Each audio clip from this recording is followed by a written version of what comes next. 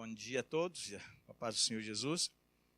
É uma alegria poder estar aqui. Já estive um tempo atrás, era um culto de ceia, rapidamente. Participei aqui com a ceia do Senhor com os irmãos, mas essa oportunidade que tenho aqui de poder ministrar a palavra do Senhor para os irmãos nesta manhã, eu gostaria de aproveitá-la e só rapidamente falar. Pastor Samuel já deu uma introdução acerca do nosso trabalho. Eu e a minha esposa servimos 12 anos lá no Azerbaijão, a terra dos ventos, a cidade dos ventos, ventos de 60, 70 quilômetros por hora. Nós tínhamos 2, 3 vezes por semana. Então, Aveiro não venta quase nada comparado com Baku.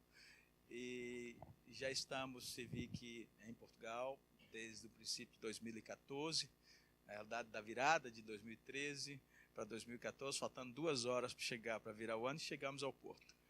E viramos o ano em Portugal e cá estamos, ali em Aveiro, onde nós temos servido ao Senhor, e desde 2015, virada 16, passamos então a assumir a liderança da Amém UEC aqui em Portugal. Nós temos feito um trabalho desde que, a partir de 2015, nós começamos junto com os alunos do CEFORTE, Centro de Formação Teológica, onde nós somos professores ali em Aveiro, da Igreja Metodista Wesleyana, que é uma igreja parceira, nossa parceira. Nós começamos com os alunos, no primeiro momento, a fazer o evangelismo aos peregrinos de Fátima que passavam pela IC2 na zona da Águeda, próximo a Murici da Volga, com apoio das igrejas do princípio, com a igreja ali da Metodista. E o ano passado, por causa do centenário, nós havíamos fazendo isso já nos anos 15, 16, e o ano passado, então, já aquilo estava se desenvolvendo em um projeto muito maior, envolvimento muito mais crentes e mais igrejas da zona. E o ano passado, então, fizemos um link com o João, e aquilo se tornou parte do programa oficial de alcance aos peregrinos. E tivemos também lá em Fátima, eu e um ucraniano que trabalha conosco lá em Aveiro.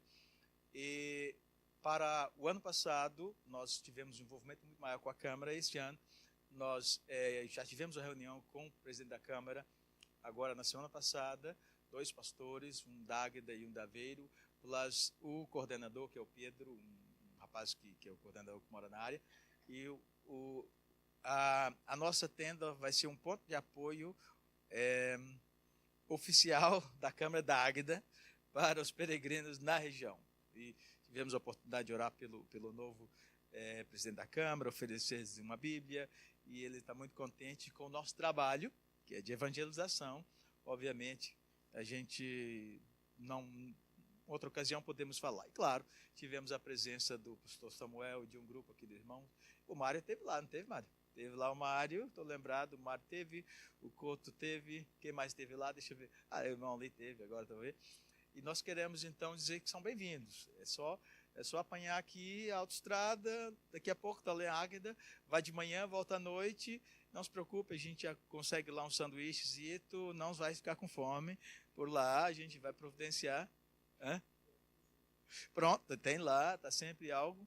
E pronto, os irmãos são bem-vindos. Se você quiser, é uma experiência singular. Eu creio que os irmãos que lá estiveram perceberam como Deus tem sido bom para conosco. Bem, mas eu gostaria que você abrisse a sua Bíblia comigo naquilo que o Senhor colocou no meu coração nesta manhã para compartilhar convosco. Saudação da minha esposa, não pôde estar comigo aqui, os meus 2 filhos, a Analice, que tem 16 anos, está para entrar na faculdade, o Mateus completou 13, são uma bênção na minha vida. Eles mandam lembrança, saudação a todos, e esperamos um dia desses esteja aqui conosco para estar com os irmãos. Filipenses capítulo 2, a partir do versículo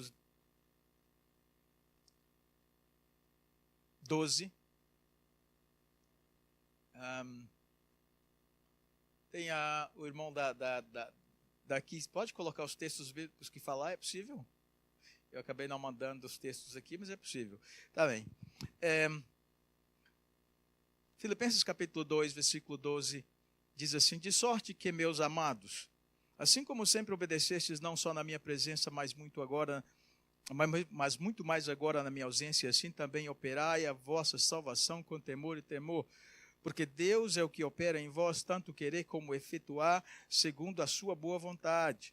Fazei todas as coisas sem murmuração nem contendas, para que sejais irrepreensíveis e sinceros, filhos de Deus, inculpáveis, no meio de uma geração corrompida e perversa, entre a qual resplandeceis como astros no mundo, retendo a palavra da vida, para que no dia de Cristo possa gloriar-me de não ter corrido em vão, nem trabalhado em vão. Meus amados, o ano passado nós completamos os 500 anos da Reforma Protestante, né? Toda a gente sabe disso, houve comemorações em redor do mundo, e nomeadamente aqui em Portugal, em várias cidades, em vários espaços houve essa comemoração, e as grandes verdades da Reforma foram trazidas novamente, em certo sentido, ao debate teológico mesmo das igrejas, e, claro, além das 5 solas que nós temos, talvez o mais importante, que nos é muito caro, é que a salvação é pela fé, tão somente pela fé, um dom de Deus dado àqueles que creem. Então, esta é a verdade que nos é muito preciosa, nos é cara das Escrituras, que é importantíssima. E que nós precisamos continuamente pensarmos e avaliarmos e afirmarmos e reafirmarmos constantemente, porque esta é a fé que nos traz, é a fé que nos leva ao conhecimento do Senhor Jesus, a fé na obra redentora daquele que morreu pelos nossos pecados. Mas uma das coisas que nós precisamos, se calhar, também reenfatizar e fazer com que nós possamos interiorizar esta verdade nos nossos corações, é aquilo que é um mandamento que o apóstolo Paulo, dirigindo-se aos filipenses, ele fala acerca do que ele chama de operai a salvação. Veja que aqui nós não estamos a dizer, ele não está a dizer acerca do conseguir a salvação, obter a salvação, ele está a dizer acerca do operar a salvação. É uma ordem e talvez seja aquilo que mais necessitamos nesse momento dentro das igrejas. Não tanto quanto obter a salvação pela fé, mas no segundo estágio. Porque no momento, meus amados, o grande problema às vezes da mensagem, e dessa mensagem um tanto quanto evangelística, e é bem-vindo nesse sentido, para que nós desafiemos as pessoas, para que elas entreguem as suas vidas para Jesus, e que elas venham a ter um encontro com o Mestre, um encontro salvador de vida nova através do novo nascimento. A questão é que não se para por aí. O passo inicial de ser salvo, de ser nascida de novo, é um passo inicial que precisa de continuidade. Aquilo não é o fim, mas o começo.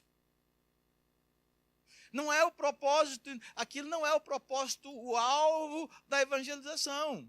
Obviamente, deixe-me corrigir aqui a expressão. O alvo da evangelização é que ele venha nascer de novo, ela venha nascer de novo. Mas aquilo não para ali. É um processo inicial que precisamos dar continuidade. Quando o apóstolo se refere aqui, e é importante, eu não quero ater-me aqui ao contexto prévio, que é o hino da humilhação do Senhor Jesus, da obtenção da salvação, que termina no versículo de número 12 desse capítulo 2 de Filipenses. Mas ele vai dizer que, quando ele diz operai, umas outras versões, na realidade, são as versões algumas mais modernas, eu não sei qual a versão que nós utilizamos aqui, que eu estava a ler, mas algumas versões mais modernas dizem a questão de desenvolver. É o desenvolvimento da salvação, é colocar em prática, é utilizar a salvação que Deus nos deu com a finalidade para a qual Ele nos deu. O desenvolver aqui não significa no sentido, quando a Escritura diz esse termo que a Escritura usa, que é traduzido como operar e desenvolver, é no sentido de que nós possamos dar à salvação a finalidade pela qual Deus nos deu.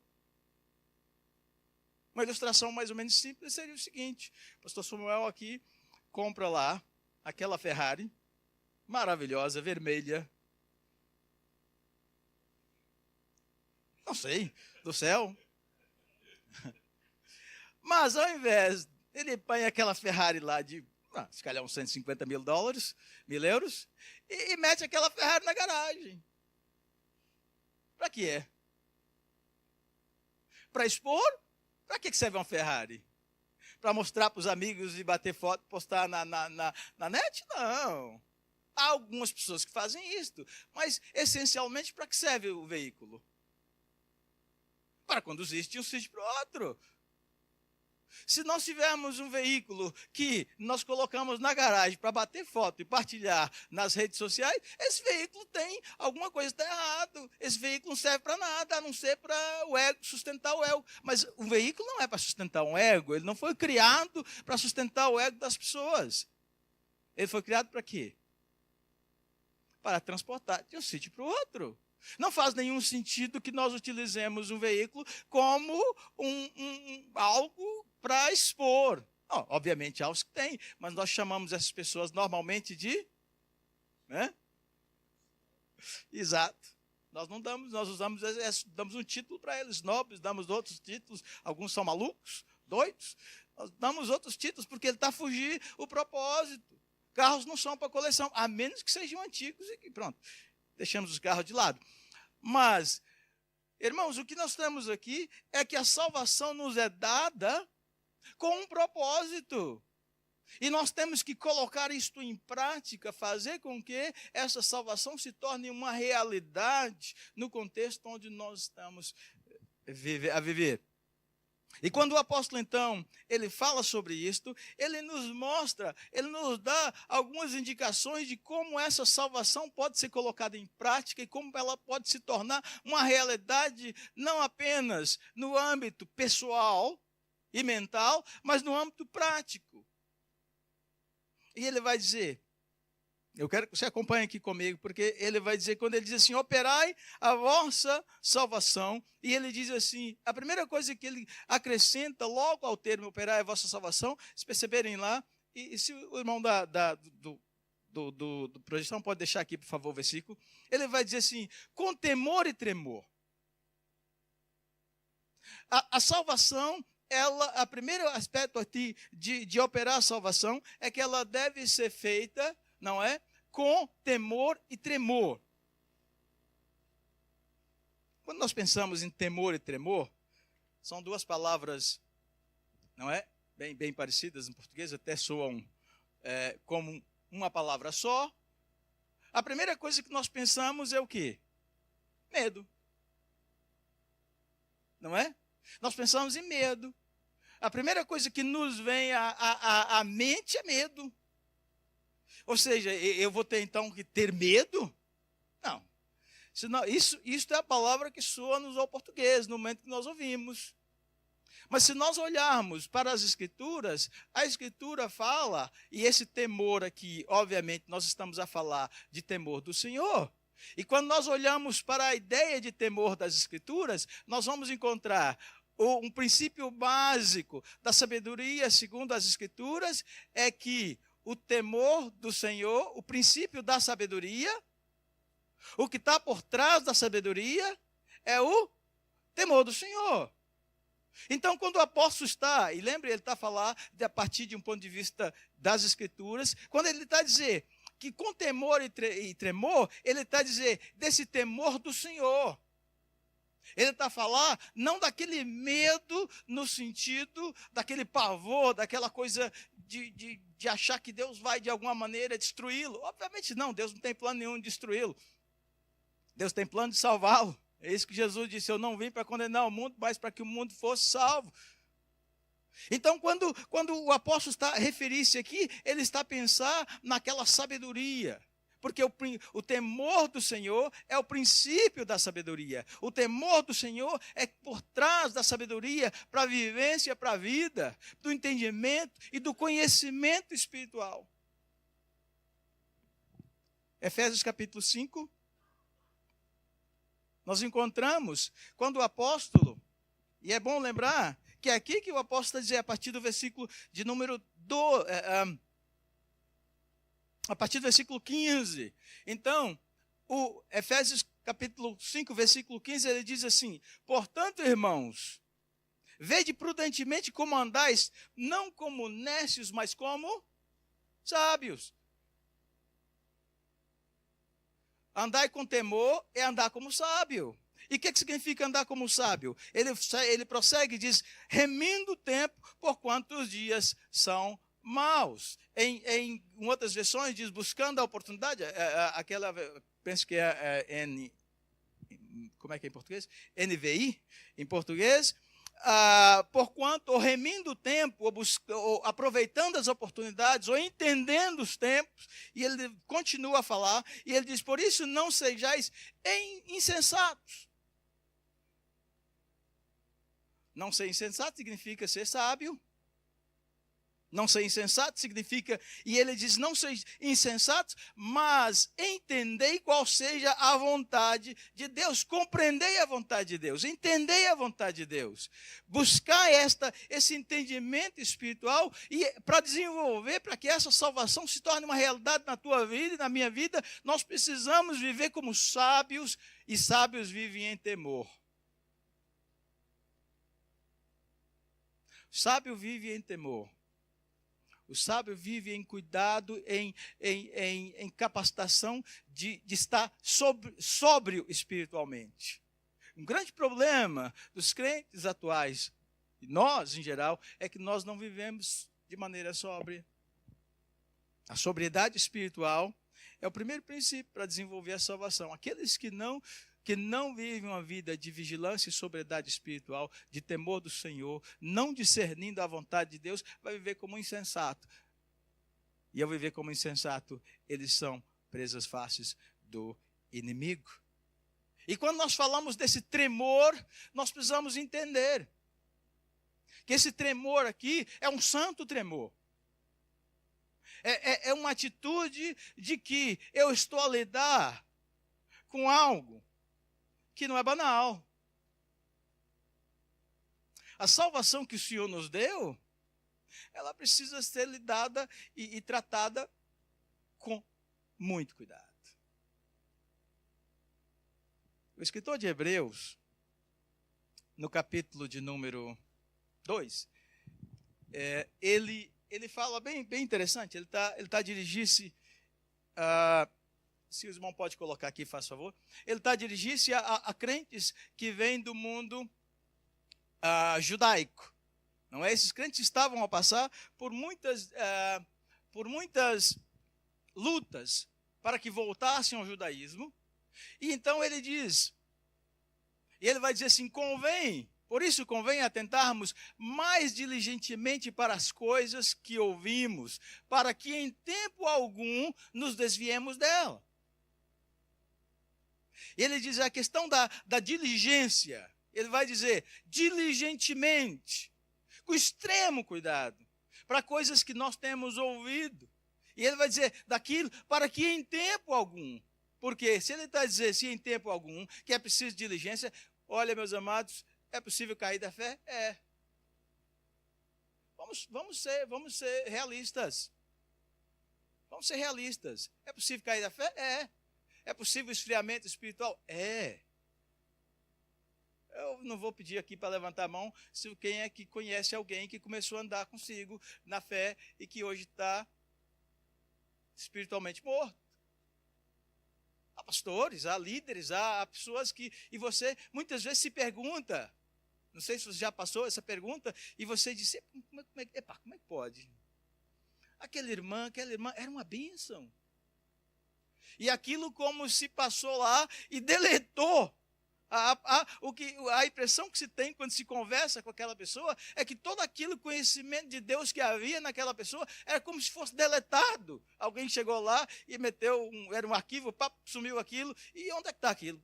Sumiu, desapareceu. E a pessoa completamente fora da presença. Sabe o que é? É o facto de não atentarmos diligentemente para as coisas que temos ouvido e visto. E logo em seguida, o autor vai dizer no versículo 2, ele vai dizer: pois a palavra falada pelos anjos e firme, Permaneceu firme, toda transgressão e desobediência recebeu a justa retribuição. E o versículo 3 que é interessante, que eu quero chegar aqui ao ponto. Como escaparemos nós se descuidarmos ou se negligenciarmos de tão grande salvação?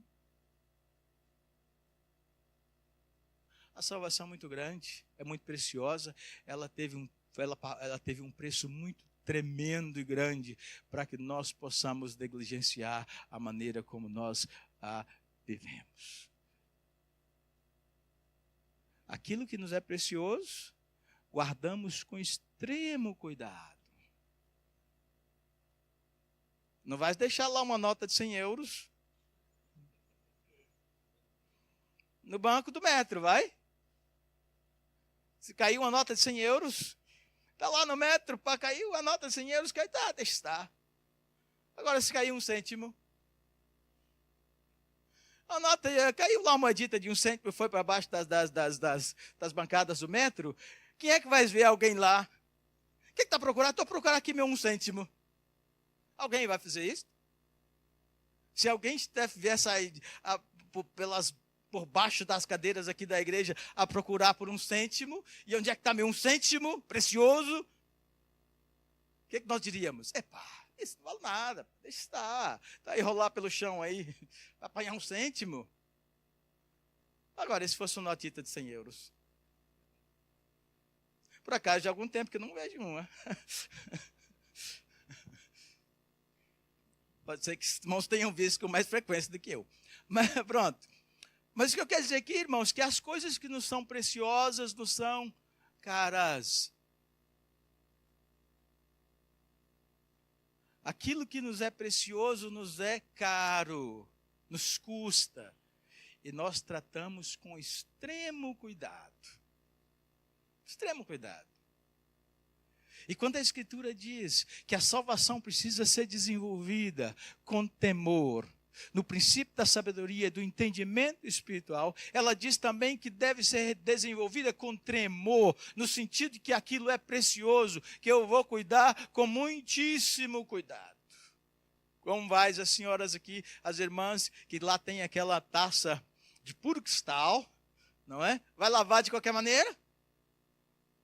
Vai lavar como aquela outra que compra-se lá pela IKEA, que custa lá, compra 6 das tacinhas por 2 euros. Aquela quebrou, deixa estar. Mas é aquela preciosa de cristal, como é que lavas? Com extremo cuidado, com temor. Não quero perder isto. Seguimos adiante, irmãos.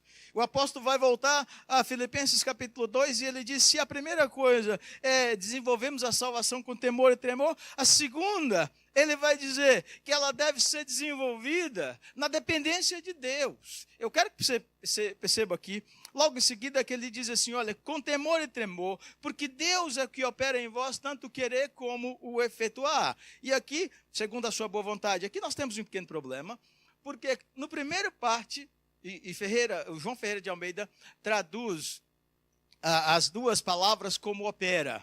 Algumas versões já não traduz o termo operar, porque efetuar, não é? No versículo anterior, que ele diz desenvolver e logo depois ele fala efetuar. Mas João Ferreira traduz como operai a vossa salvação, e aqui ele diz, porque Deus é que opera em vós. E aí nós ficamos a pensar, quem lê no primeiro momento, dizer, peraí, afinal de contas, sou eu que desenvolvo a minha salvação ou é Deus que desenvolve a minha salvação? Afinal de contas, a responsabilidade é de quem? Quando nós chegamos nesse impasse aqui, é importante que nós lancemos mão dos textos originais, para que o texto original vai nos dar um entendimento do que é que o apóstolo está querendo dizer aqui, quando diz que Deus é responsável. Por que é que Deus é responsável? Ou o que é que Deus é responsável por efetuar essa salvação, esse desenvolvimento da salvação nas nossas vidas? Quando nós olhamos no original, esta palavra, Deus é o que opera, ela é extremamente esclarecedora, porque ela nos revela uma palavra que eu e você estamos muitíssimo acostumados com ela. Aliás, nós fazemos o uso dessa palavra, o uso disso aqui, muito mais frequentemente do que mais imaginamos, porque é uma palavra grega que significa energia. A palavra grega, naquele texto, vem do mesmo vocábulo que nós temos para energia.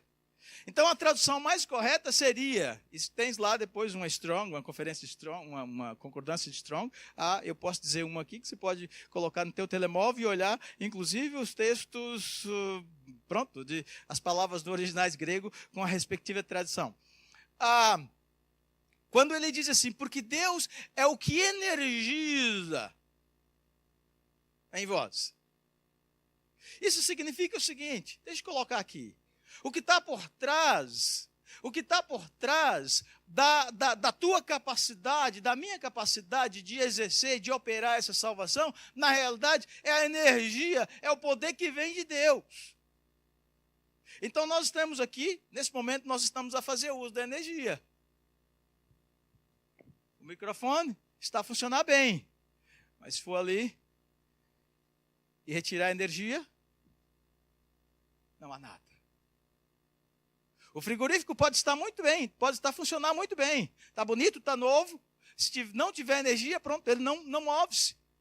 Mas, ao mesmo tempo, a energia só funciona no equipamento que esteja adequadamente a funcionar. A energia não vai funcionar no equipamento variado. Se o teu computador está variado, pode meter energia que ele não vai funcionar. Ou seja, é preciso haver o que nós chamamos de uma sinergia. Para a malta da engenharia que sabe que a sinergia é um processo na qual duas forças convergem-se para a operação. Então, a salvação, na realidade, há uma relação sinérgica aqui, no sentido de que cabe-nos a nós exercermos esse processo, mas, ao mesmo tempo, isso não é feito independentemente de Deus, não é feito na nossa força, não é feito na nossa própria sabedoria, porque é Deus que energiza em nós o querer, como efetuar. Então, isso é dependência de Deus. Jesus disse assim, sem mim, nada podeis fazer. Mas pastor, mas o que? O Senhor Jesus diz, eu posso trabalhar, posso fazer. Não tem nada a ver, está completamente enganado. Quando Jesus está dizendo que nada podeis fazer, não é que não possa conduzir, não pode, não. Pode fazer isso, as pessoas não crentes fazem. O que Jesus estava querendo dizer? Sem mim nada podeis fazer. Do ponto de vista espiritual, do âmbito do entendimento e da capacidade para realizar a vontade de Deus e reproduzir na tua vida os frutos que Deus quer para ti. É isso que Jesus disse, sem mim nada podeis fazer. É aquilo que Deus requer que tu faças e que eu faça. Sem o Senhor Jesus é impossível. Sem o poder do Espírito Santo é impossível nós resistirmos às paixões da carne.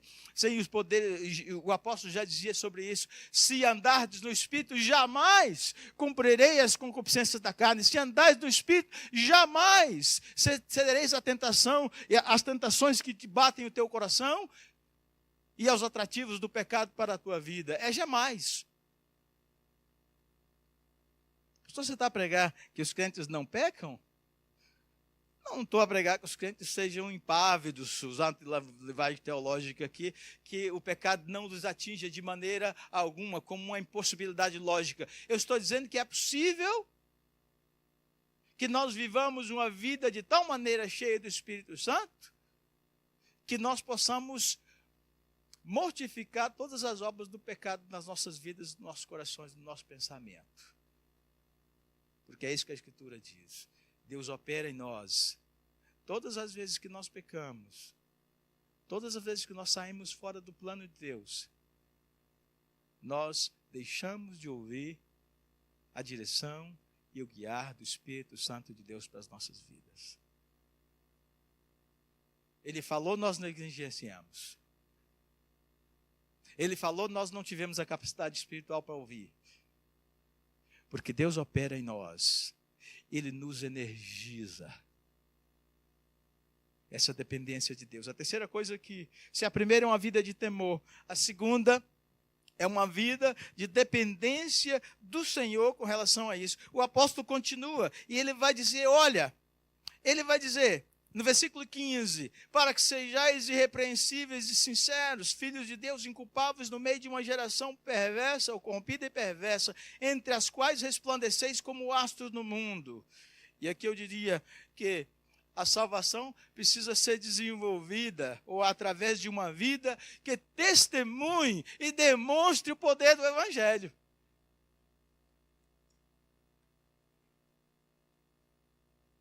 O grande problema da igreja, dos crentes atuais, chama-se relevância. Relevância. Nós nos tornamos irrelevantes. Nós nos amoldamos à cultura e às práticas e nós não nos tornamos profetas delas. E quando eu quero dizer aqui, nos tornar profeta, eu não estou dizendo que a gente precisa se tornar um crente chato. Tem uns crentes chatos, irmãos. Tem uns crentes chatos. Infelizmente, eu já estou a andar na vida cristã já uns 30 e qualquer coisa, eu não vou falar não, senão pensa que eu sou velho, Samuel. Que não sou tanto assim, tá bem? Mas alguns crentes chatos. Alguns crentes que eles acham que têm a tarefa de corrigir toda a gente, não é? Eles acham que têm a tarefa de corrigir toda a gente e de que eles são os corretores do planeta. Não, não é. Não é? A tarefa de transformar o planeta, vamos chamar assim, não é de um indivíduo. Mas o que acontece, irmãos, é que nós não precisamos necessariamente ficar a condenar e a falar com as pessoas a todo tempo acerca das práticas que eles estão fazendo, ou erradas que eles estão fazendo. Obviamente que vão surgir oportunidades em que nós podemos, às vezes, confrontar, mas o mais importante é que nós precisamos brilhar. O mais importante aqui é a vivência. O mais importante não são tanto as palavras, tanto quanto os atos. Nós somos muito bons para falar. Olha, eu descobri que eu tenho mais capacidade para falar do que para fazer. Eu não sei o vosso caso, mas eu estou a fazer aqui uma confissão pública de que a minha tendência é para falar mais do que fazer. E eu penso que é partilhada pela maioria dos homens sapiens. Não das mulheres sapiens, como dizia a presidenta lá do Brasil. Ela disse que tem mulheres sapiens. Pronto, mas é outra história. Mas o que nós temos aqui, irmãos, é que nós precisamos que veja só, que ele vai dizer, que nós sejamos irrepreensíveis, sinceros. Nós poderíamos entrar em análise de cada uma dessas palavras, inculpáveis. E ele vai dizer que no meio de uma geração corrompida e perversa. Nós estamos vivenciando uma geração corrompida e perversa. Nós estamos no meio de uma sociedade cujos valores se deterioraram. A pós-modernidade é algo terrível. Não há valores, não há princípios. É uma geração que não teme a Deus. Mas é nessa geração que nós temos que brilhar. E é importante salientar que quanto maior a escuridão, maior o poder do brilho. Quanto maior uma escuridão, maior o poder de uma vela acesa, de uma pequena lamparina, de uma lanterna, de uma luz. Nós precisamos vivenciar isto, para que as pessoas que estão ao nosso redor não apenas ouçam as nossas palavras. Obviamente deve-se ouvir as nossas palavras, mas nós precisamos vivê-las ou vivenciá-las na prática, para que as pessoas vejam que não acha em mim mentira, que não acha em mim desonestidade, que não acha em mim dupla face, que não acha em mim roubo, que não acha em mim engano, que não acha em mim nada. Que as pessoas saibam que eu e você somos pessoas em que eles podem confiar. Há uma crise de confiança, irmãos. Há uma crise de confiança. Por que as pessoas não confiam? Porque elas descobrem que as pessoas em que elas confiam lhes desapontam. Mas quando as pessoas começarem a confiar em vós, em ti e em mim, elas começarão e elas vão perceber que há uma luz espiritual ali e que ela pode confiar os seus problemas, as suas dificuldades, as suas lutas, o seu entendimento. Elas vêm conversar contigo e nesse momento podes então mostrar a luz que vem do Evangelho. É preciso de uma vida de testemunho que demonstra a presença e o poder do Evangelho. Os crentes são a luz do mundo. Jesus disse: vós sois a luz do mundo. E alguém pode dizer: mas Jesus não disse ele próprio, em João capítulo 8, versículo 12, que Jesus disse: eu sou a luz do mundo? Então como é que é? É a luz do mundo ou a luz? Jesus é a luz do mundo ou os crentes que são a luz do mundo? Na realidade, irmãos, os crentes são a luz do mundo no mesmo sentido que a lua transmite ou reflete a luz do sol. Todos nós sabemos que a lua não tem luz própria. Nós até, do ponto de vista fenomenal, nós nos enganamos. E até falamos, numa linguagem coloquial, para a lua está a brilhar. Mentira, não há brilho na lua. Mas e aquilo que se trata? A lua não está a brilhar. A lua está a refletir.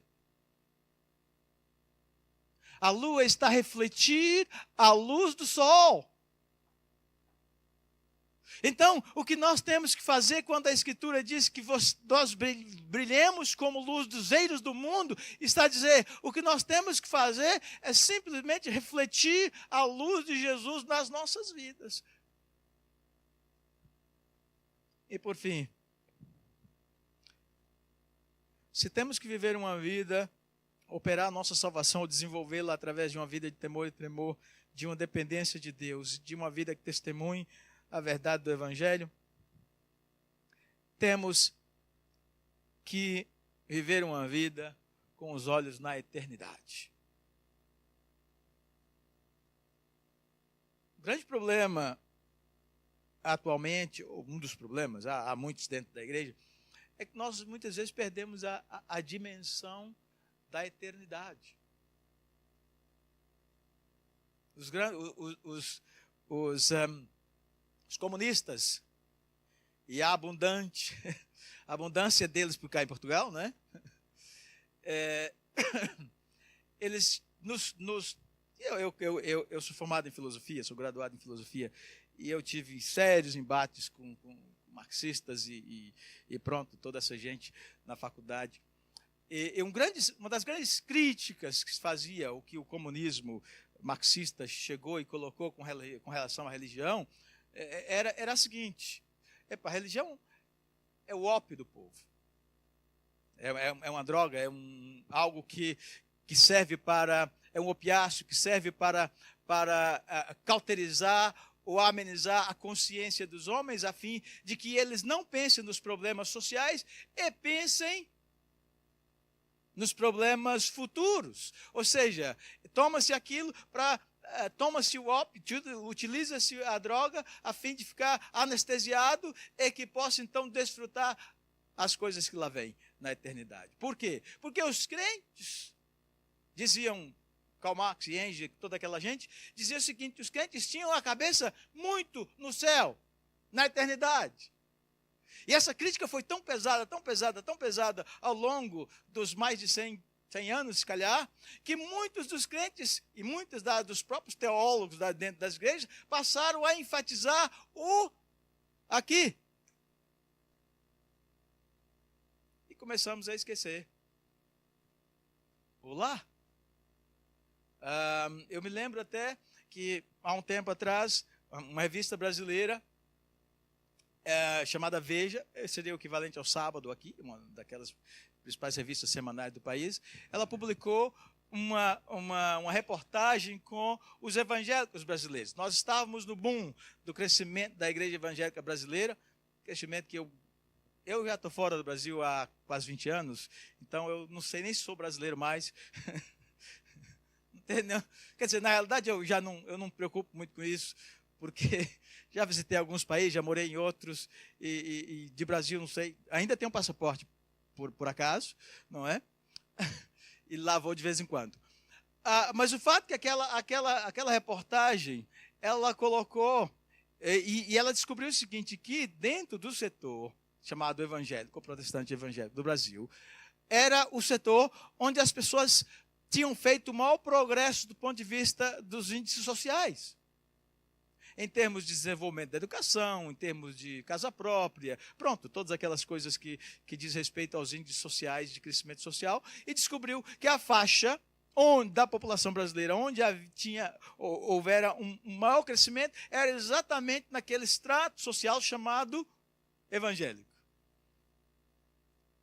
E a Veja colocou da seguinte maneira, o título, o headlines era: evangélicos esquecem o céu para ganhar a terra.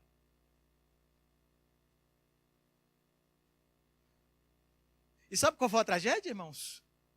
Sabe qual foi a tragédia? A tragédia é que tinha crente comemorando isso. A tragédia era que tinha crente comemorando isto. Os irmãos podem entender algo assim? Se entenda, me explique, faz favor. Eu não entendo. Eu quase chorei. Eu quase chorei. Sabe por quê? Porque eu e você estamos aqui de peregrinos. Lembra do tema da oração, da Aliança Evangélica desse ano? Peregrinos e forasteiros. Nós somos peregrinos e forasteiros. Não importa o teu passaporte. És português? És portuguesa? Tem o teu passaporte? Então, mas a tua cidadania não é aqui, não é a tua habitação para sempre, está de passagem. Se não chegou, está próximo. Vai ter o momento da tua partida. Vai ter o momento da minha. Não fiques aqui. A tua cidadania, o teu passaporte acabou a partir dali que nós cruzamos a linha. E sabe como é que a Escritura chama? A Escritura não usa o termo morte. É interessante que quando os apóstolos falam, eles dizem partida. Já percebeu? Paulo diz, está próximo o tempo da minha morte. Você não vê o Paulo falando isso. O que ele diz? Está próximo o tempo da minha partida. Nós estamos de partida. E ninguém sabe quem é o próximo da fila. Na realidade, não é? Pode ser eu, pá. Todos nós estamos na fila e ninguém sabe qual é o próximo. Estamos a partir. Então temos que tirar essa ideia. E o apóstolo diz assim, olha, retendo a palavra da vida até o dia de Cristo. O apóstolo tem o dia de Cristo à mente. E ele diz, retendo esta palavra, firmando-se, tendo os olhos na eternidade, tendo os olhos lá à frente, lá adiante. Pensando nessa minha e na tua condição de que nós somos aqueles que estamos, olha lá, ele diz, olha, no dia de Cristo, é o dia de Cristo, é o alvo, é aquilo que nós estamos a olhar. Nós temos que pensar no dia de Cristo como aquele dia. É aquilo que nós temos que manter em mente. Quando nós esquecemos a eternidade, quando nós tiramos os olhos e analisamos as coisas sob o prisma da eternidade, as coisas começam a nos ficar muito mais caras aqui. E sabe por que nós não ansiamos o céu? Porque amamos a terra. Amamos a terra. E temos que enfrentar isto. Amamos este século?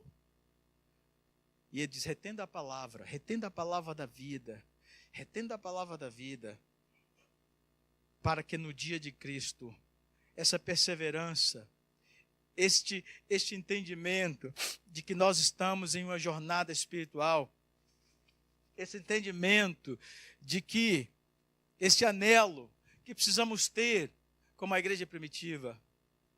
A igreja primitiva cunhou um termo que mais tarde se transformou em nome de igrejas e que toda a gente, eu não sei porque que os crentes gostam daquele termo, que é o termo Maranata. Muitos crentes até têm dificuldades em entender exatamente o que significa Maranata. O que significa Maranata? A hora vem Jesus. Mas isso é o quê?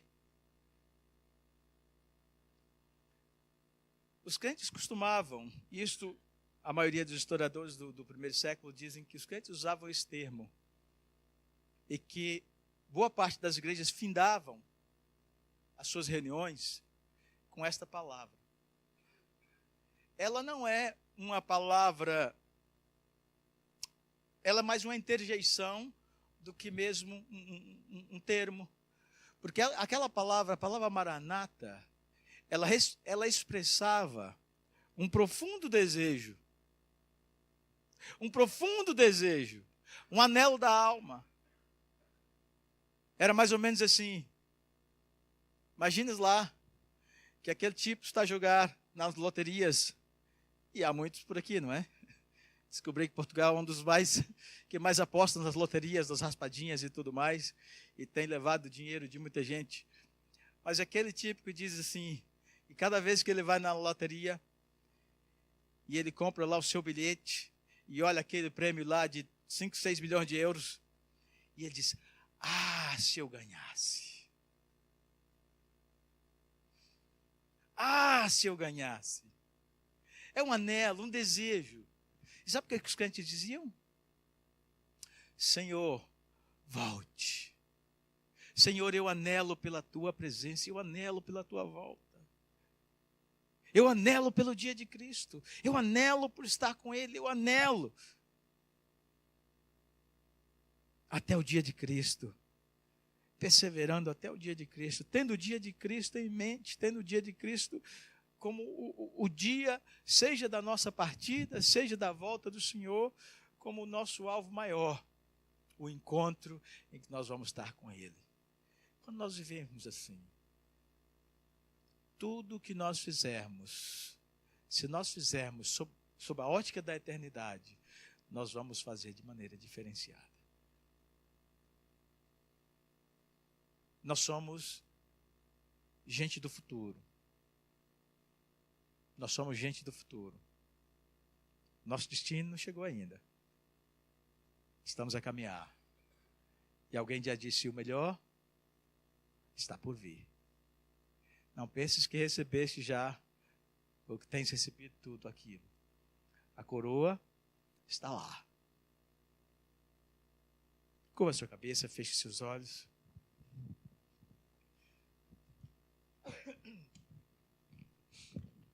Eu queria nesta manhã, já está se formando tarde, eu não sei se há alguém que entrou aqui que ainda não fez ou não teve um encontro com Jesus, mas a chamada do Senhor Jesus, em primeiro lugar, é a chamada para a fé, e a chamada para um novo nascimento, a chamada ao arrependimento e a vida com Deus. Se nesta manhã alguém aqui que entrou, não conheço a maioria de vocês, não sei se tem aqui alguém pela primeira vez ou segunda, mas que ainda não se tornou um discípulo de Jesus, eu queria nesta manhã fazer-te um convite, para que você dê um passo de fé e entregue o teu coração, a tua vida ao Senhor, a fim de que Ele possa guiar-te, a fim de que a tua vida possa ser transformada. Jesus disse, eu sou a luz do mundo, quem me segue não andará em trevas. Se não estás a seguir Jesus, estás em trevas. Trevas espirituais, sem entendimento das realidades espirituais e, consequentemente, estás a andar na escuridão e para a destruição. Mas a boa nova é que Jesus traz luz para a tua vida. Ele diz, quem me segue não anda em trevas, mas terá a luz da vida. E esta luz da vida que estou a oferecer-te nesta manhã. Se queres fazer essa decisão, se há alguém aqui nessa condição e que quer arrepender-se dos seus pecados, ter a sua vida transformada, esse é o momento para que tomes um passo, dês um passo de fé. Não no que diz respeito a mim, que não posso fazer nada por ti, mas com relação a Jesus. Se alguém assim nessa condição, eu queria que manifestasse, levantando a sua mão, que eu quero orar por ti. É só um ato, não é a tua mão que vai fazer com que você seja um seguidor de Jesus, uma seguidora de Jesus, mas o levantar a tua mão vai identificar-se como um passo de fé que estás a dar. Se alguém nessa condição aqui, eu gostaria de orar por ti. Se não quiser manifestar, pode procurar-me a mim, ou o pastor Samuel, ou uma pessoa que conheças na igreja, e converse com ele ou com ela acerca disso. E quanto a nós, eu queria que nós pensássemos e orássemos, pedíssemos ao Senhor e reavaliássemos como tem sido, como tenho andado na presença do Senhor. Tenho eu buscado sabedoria e discernimento espiritual em cada uma das minhas decisões? Tenho eu buscado a dependência do Espírito Santo para viver uma vida que glorifique o Senhor? Tenho eu expressado através das minhas ações e do meu testemunho a justiça, a verdade e a luz de Jesus? Tenho eu vivido a luz da eternidade? Eu tenho me envolvido com tantas coisas que eu até esqueço-me de que aqui eu sou peregrino e forasteiro. Se há algumas desses questionamentos na tua alma, como há na minha, eu queria que nós orássemos nesse momento e colocássemos diante de Deus a área que o Senhor, se calhar, falou contigo, para que Ele tome o controle e abençoe para colocar aquilo nos trilhos, porque esse é o propósito do Senhor. Ele ama-nos, Ele exorta quem ama, Ele os trata como filhos, e filhos precisam em muitos momentos serem corrigidos, orientados e reorientados. E é isso que o Senhor nos faz nesta manhã. Senhor, em nome do Senhor Jesus, com temor e tremor estamos diante de Ti. Senhor, nós somos salvos pela graça, mas o Senhor nos diz que nós temos que fazer com que esta graça se manifeste em nós, em frutos, em atos, para viver de acordo com esta vocação que fomos chamados, para viver na dependência do Espírito. Ajude-nos, Senhor, nessa dependência do Espírito Santo. Ajude-nos, Senhor, a não ser apenas, Senhor, ouvintes da palavra, mas praticantes. Ajude-nos, Senhor, a não tentar impressionar os homens com as nossas palavras, mas, ó Deus, manifestar as obras para que vejam e glorifiquem o nosso Pai que está no céu. E ajude-nos, Senhor, acima de tudo, a viver a luz da eternidade, com os nossos olhos fitos em Jesus, pensando na coroa que nos está reservada, retendo a palavra até o dia de Cristo, aquele dia quando chegarmos diante da Tua presença e ouvirmos, Senhor, de Ti. Ah, como anelamos, Senhor, ouvir de Ti, o Senhor nos dizer: bem-vindo, servo bom e fiel, entra para o gozo do Teu Senhor. Ajuda-nos, Pai. Ajuda a mim e a cada um dos irmãos que está aqui nesta manhã, minha oração, em nome de Jesus.